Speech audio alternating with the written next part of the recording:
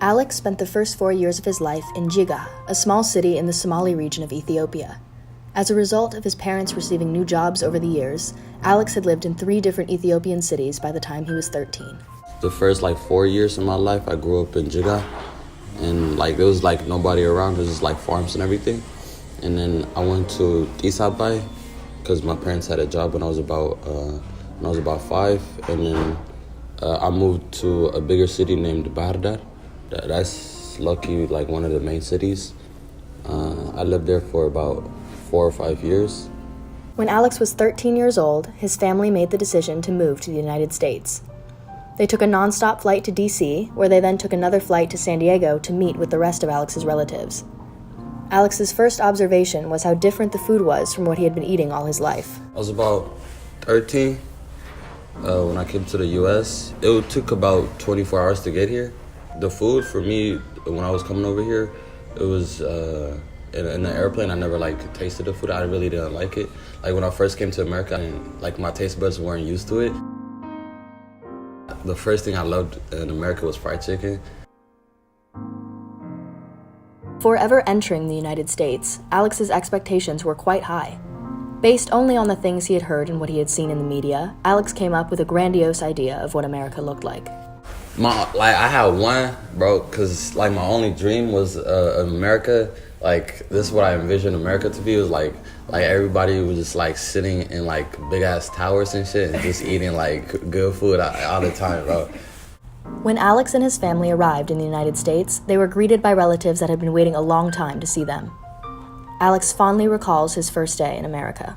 But the first day, my brother was the first one to step foot in America.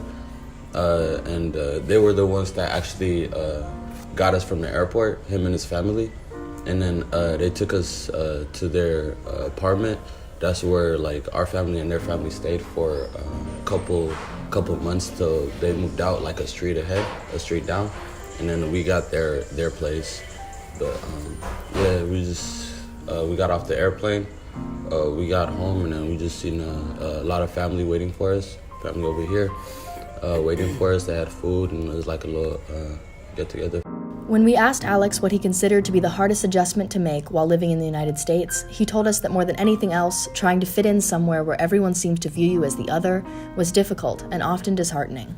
Not trying to be an outcast, because when I first came over here, it's everybody looked at me as I was just somebody else, an other instead of a self. And then that made me feel disconnected. Despite the challenges Alex faced upon settling in a new country, he will always be grateful for the opportunity he has been given to live here. As a result of moving to the United States, Alex says he has grown and changed for the better. I wouldn't be the same person I am today, physically and mentally, to be honest, because the food over there is different from the food over here. And I feel because I feel I would be shorter physically and smaller if I wasn't living here.